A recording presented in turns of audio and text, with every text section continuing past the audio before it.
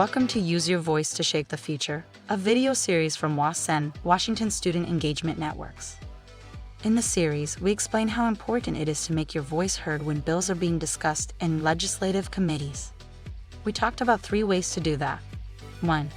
Signing in to register your position. 2. Submitting written testimony. And 3.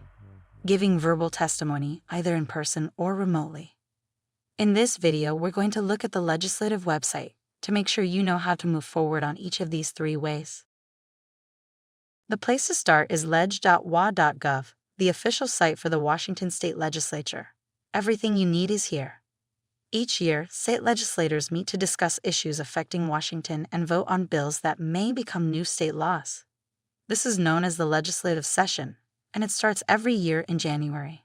In odd-numbered years, it runs until April. In even-numbered years, it runs until March. That means if you go to the website in the winter, you'll find a lot of activity, including information about bills and committee meetings to discuss them. Later, in the spring and summer, the website quiets down, but you can still find all the information from prior years, including reports and videos from committee meetings. Your research on the legislative website can take a laser-focused approach by entering a bill number and going straight to the dedicated page for that bill. Or you can broaden your search. You can explore the work of a committee that interests you, or you can find out what's going on right now across committees. Finally, you can dig into bills and committee meetings from prior years. Let's start with the quickest approach. If you already know the bill number, you can enter it right on the home page. This takes you to the dedicated page for that bill. The bills page shows you where it is in the process and helps you understand the context. What are the key points that matter to you? Review the bill text, committee summaries, or related reports. No matter where the bill is in the process, you can always send a message about it to the legislators from your district. Use the dark green button at the top that says, "Send a comment on this bill to your legislators." While it's good to let your elected officials know your position before the bill goes to the floor, you can address the bill earlier in the process by engaging at the committee level. This is what we explained in the first 3 videos of this series: registering a position, submitting written testimony, and giving verbal testimony. As soon as a bill is scheduled for a public hearing during the legislative session, it will appear on the agenda for the committee that's holding the hearing. The bills page will tell you which committee and when it's meeting. Based on the date and time of the hearing, you'll decide how you want to testify: in person, remotely, or by submitting testimony in writing. If you don't have time for any of these, you can still register your position, an online process that takes less than a minute. When you register to testify, you can choose to create a legislative account. This account allows you to save your profile and keep a record of your activities. To create an account, go to the committee sign-in page and click on the green login button at the top. It's the same button you'll use to access your account when you come back to the website. This will take you to a login screen with an option to sign up for an account. Whether you create an account or not, the steps you'll take to register your position or testify are the same. You'll do this from the committee sign-in page. The Washington State Legislature really encourages you to sign in by putting this link in a lot of places on the website. You'll find it on the About the Legislature /committee page, as well as the upcoming committee meetings page, and on each individual committee page. The URL is app.leg.wa.gov/CSI. Select the committee and the meeting date and time. Then select the bill for which you would like to testify. Once you do that, you have 4 choices. 1. I would like to testify in person during the hearing. 2. I would like to testify remotely. 3. I would like my position noted for the legislative record. And 4. I would like to submit written testimony.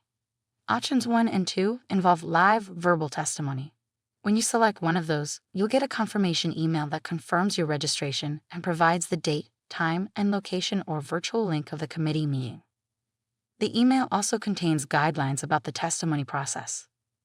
Whether or not you register to testify remotely, you'll receive instructions on how to connect remotely. But if you register to testify in person, you are expected to be there. The remote instructions are only to be used if you register to testify remotely, or if you have a real emergency that prevents you from getting to the hearing. Option 3 allows you to register your pro or con position on the bill. Options 1, 2, and 3 will close 1 hour before the hearing begins. Be sure to mark the date and time of the hearing on your calendar. You have made a commitment and you are expected to follow through. Option 4 takes you to a page where you can paste your written testimony.